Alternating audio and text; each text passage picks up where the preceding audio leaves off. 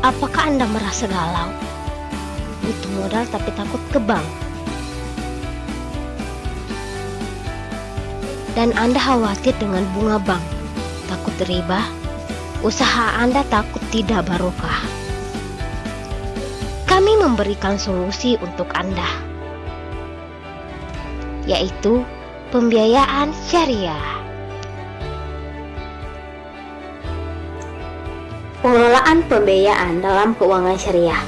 Sebelum kita memasuki materi, terlebih dahulu kita mengetahui apa sih itu pembiayaan syariah.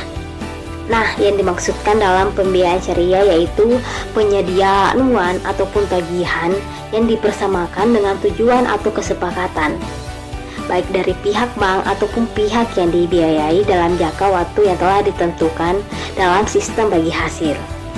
Pembiayaan berdasarkan sifat penggunanya terdiri atas dua. Yang pertama yaitu pembiayaan produktif.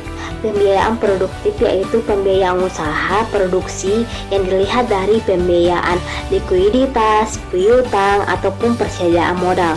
Kemudian yang kedua yaitu pembiayaan konsumtif. Pembiayaan konsumtif di sini yang dimaksud yaitu yang dilihat dari segi kemanfaatan fasilitas. Pada praktik pembiayaan syariah mempunyai sub atau pengelolaan yang harus mengikuti ketentuan yang telah digariskan dalam Undang-Undang Nomor 10 Tahun 1998 tentang perbankan yang harus berpedoman pada prinsip-prinsip syariah. Sistem pembiayaan berdasarkan prinsip syariah menurut sudut pandang yuridis yaitu yang pertama pembiayaan bagi hasil berdasarkan prinsip mudharabah dan musyarakah. Kemudian yang kedua pembiayaan jual beli berdasarkan prinsip murabahah, istisna dan asalam. Kemudian yang ketiga yaitu pembiayaan sewa menyewa berdasarkan prinsip ijarah.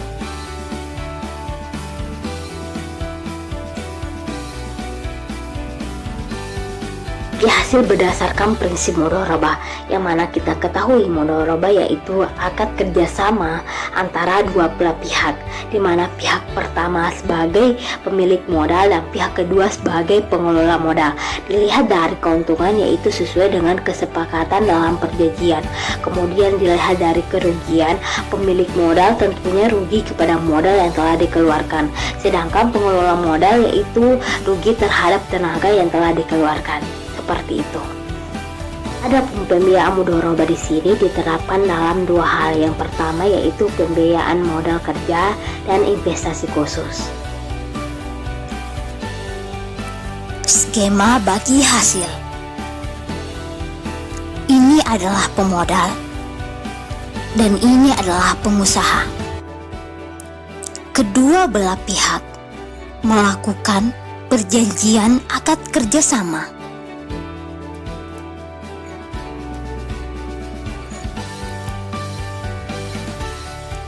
Bagi pemodal, tentunya mengeluarkan modal, dan bagi pengusaha mengeluarkan modal dan keahlian dalam usaha yang akan dirintis. Keuntungan.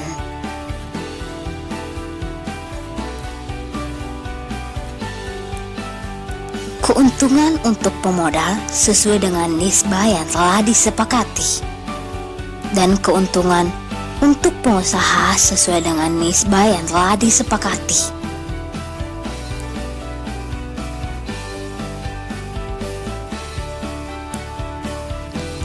Selanjutnya, contoh kasus.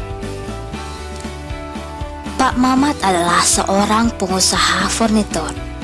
Dia menerima pesanan satu set kursi dengan harga 3.250.000, sedangkan modal untuk membuat set kursi adalah sebesar 2.500.000. Saat ini Pak Mamat hanya memiliki modal sebesar 1.500.000. Maka Pak Mamat bekerja sama dengan BMT Senama untuk membiayai pembuatan kursi dengan pembagian keuntungan 50/50.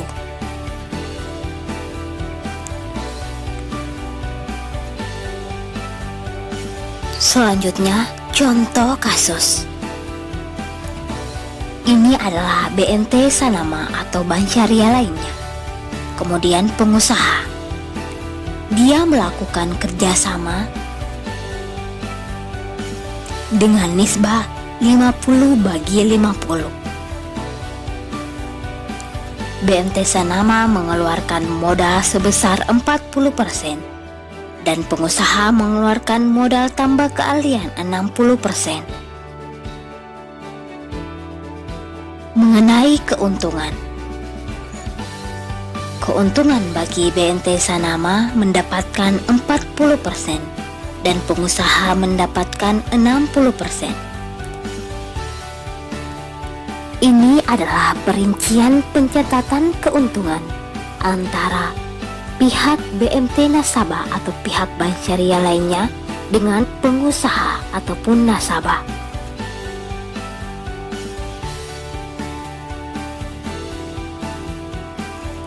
Selanjutnya, keuntungan. Bebas riba, usaha lebih barokah, lebih adil, saling menguntungkan, pembayaran lebih fleksibel.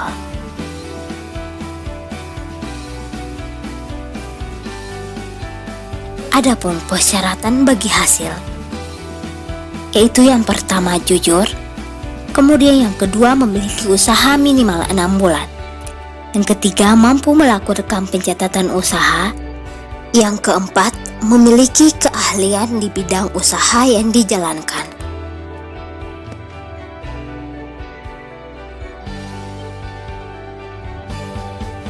Saya akan melanjutkan materi sebelumnya tentang sistem bagi hasil.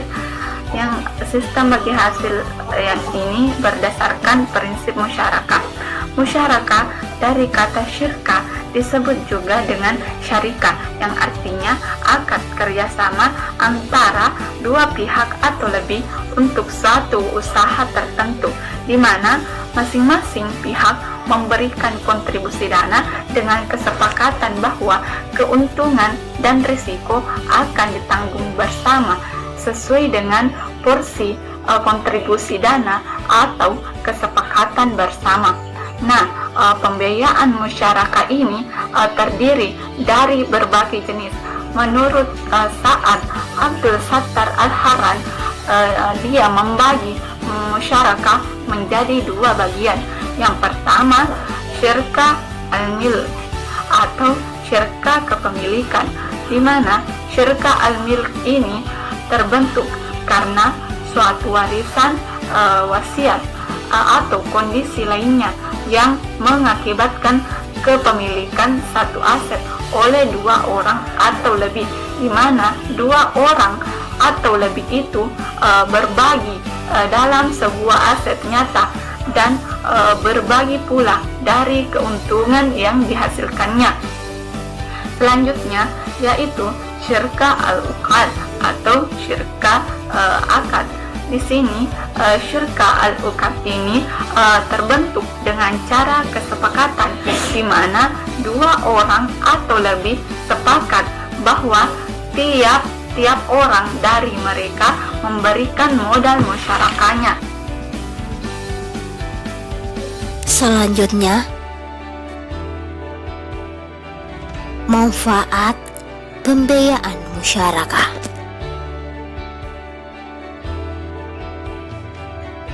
Manfaat pembiayaan musyarakah bagi pihak bank.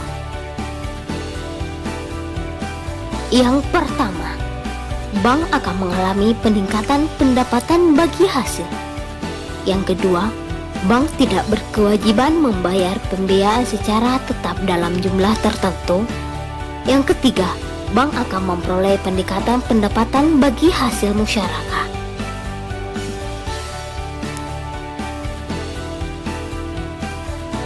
Kemudian, manfaat bagi pihak nasabah. Yang pertama, pengembalian pokok pembiayaan disesuaikan dengan arus kas. Yang kedua, nasabah tidak akan kesulitan dalam mengembangkan usahanya. Yang ketiga, nasabah tidak akan terlalu banyak mengalami kerugian.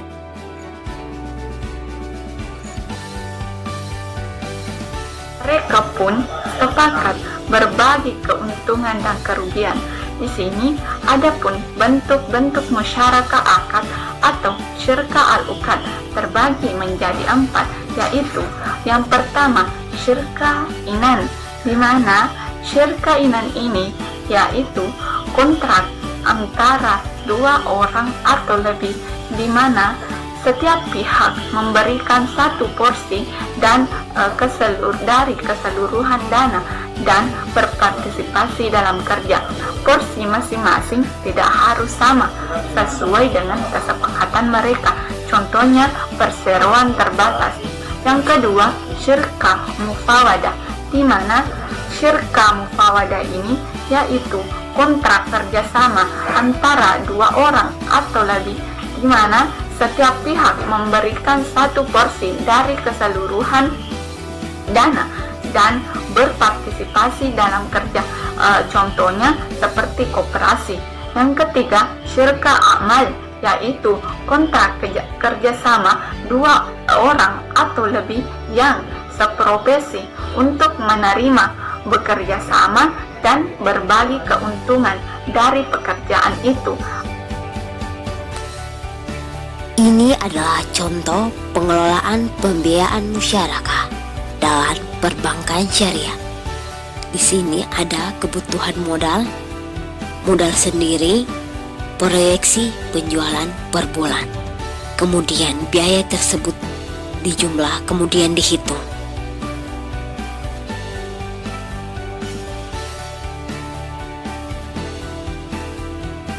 Maka hasil perhitungan bisa dilihat di teks.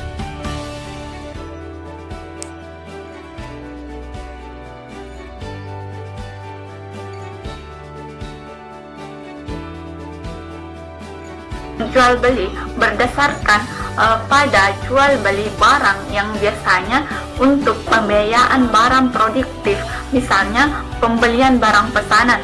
Nah, pola ini secara praktek ada 3 prinsip, yaitu prinsip murabahah. Prinsip murabahah disyaratkan harus menjelaskan harga pokok barang dan juga menentukan besarnya keuntungan bagi bank. Di sini bank dalam menetapkan margin keuntungan perlu kehati-hatian atau secara wajar dan tidak berlebih-lebihan, karena jika berlebihan adalah merupakan riba yang tentunya hal ini dilarang dalam Islam.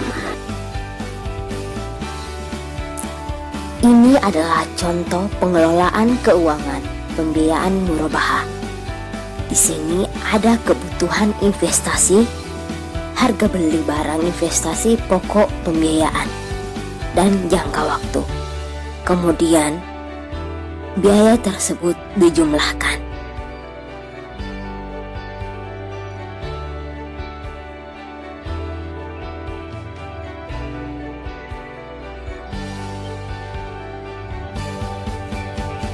Nah, ini adalah hasil perhitungan pembiayaan murabahah.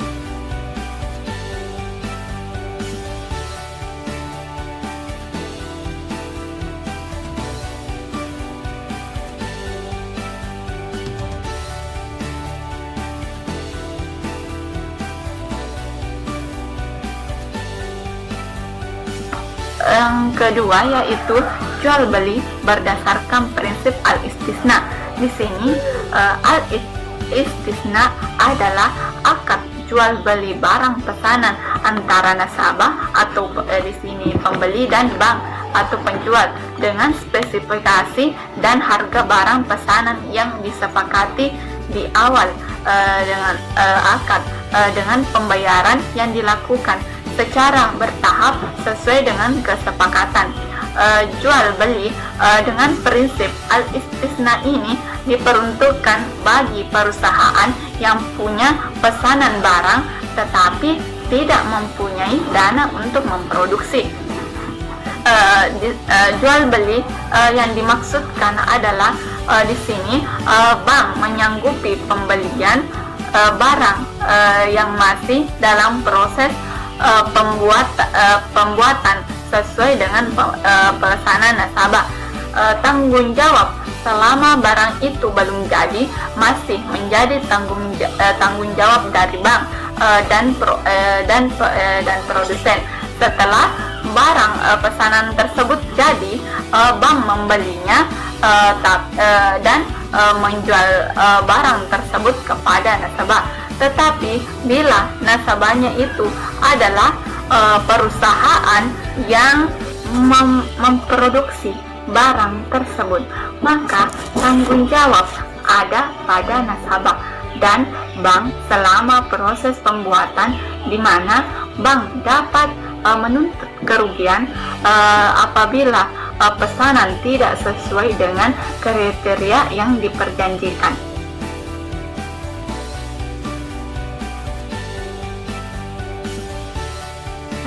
Yang ketiga adalah pembiayaan berdasarkan prinsip as-salam.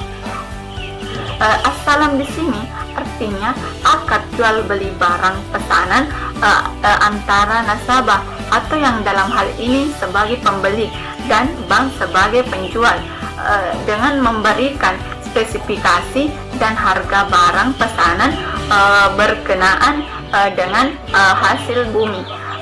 Di sini contohnya seperti bank sebagai pembeli beras yang masih akan dihasilkan oleh sawah, kemudian menjualnya kepada pembeli yang memang sudah jelas bagi bank ataupun pembeli yang biasa membeli hasil sawah tersebut, sehingga bank mendapat keuntungan dari selisih harga jual. Pembelian terhadap bank tersebut harus ditentukan kriterianya yang jelas mengenai jenis barang, banyaknya, dan harga yang disepakati. Resiko kerugian akibat pada waktu panen beras tidak sesuai dengan yang diperjanjikan, hal ini ditanggung oleh petani tersebut.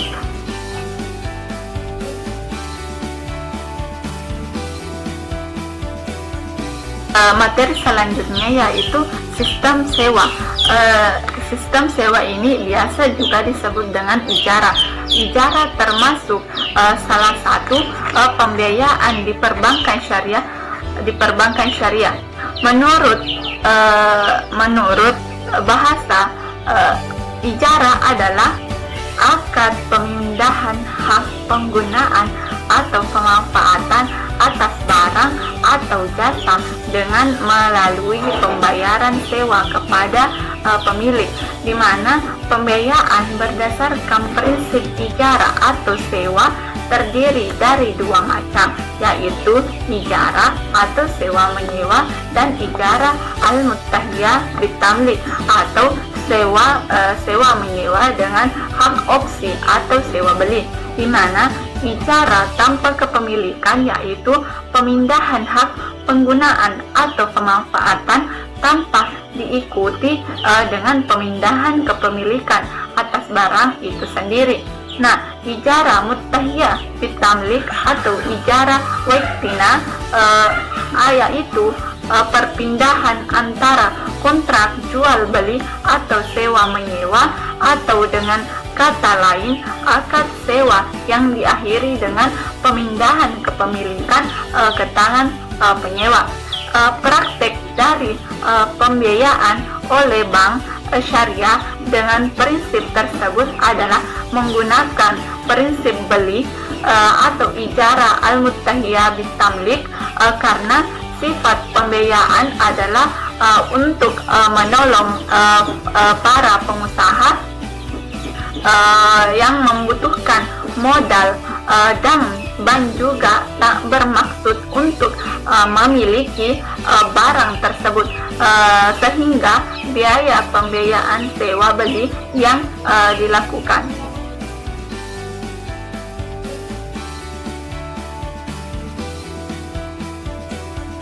Pada bank syariah, nasabah dapat memilih tabungan dengan bagi hasil atau tabungan tanpa bagi hasil.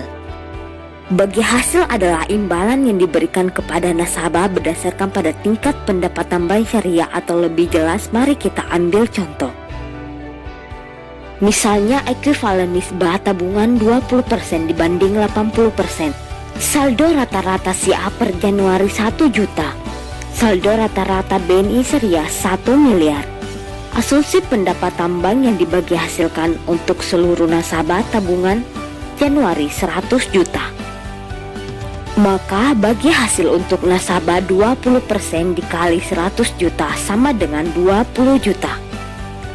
Si A mendapatkan bagi hasil 1 juta per 1 miliar kali 20 juta sama dengan 20 ribu. Saldo tabungan si A per Februari adalah 1.020.000 rupiah. Besarnya bagi hasil pada bank syariah tergantung pada tingkat pendapatannya yang diperoleh pada bank syariah. Kalau tingkat pendapatannya besar, ya dapatnya juga besar. Sementara bank konvensional besarnya pengembalian berdasarkan pada bunga. Ikut penjelasan sistem pengelolaan dana pada bank syariah. Bank melakukan pengumpulan dana dari tabungan deposito dan giro nasabah dan menyalurkan ke pembiayaan modal kerja atau investasi, pembelian rumah, kartu kredit, dan pembiayaan lain yang menghasilkan pendapatan yang akan menjadikan keuntungan bank dan bagi hasil ke nasabah.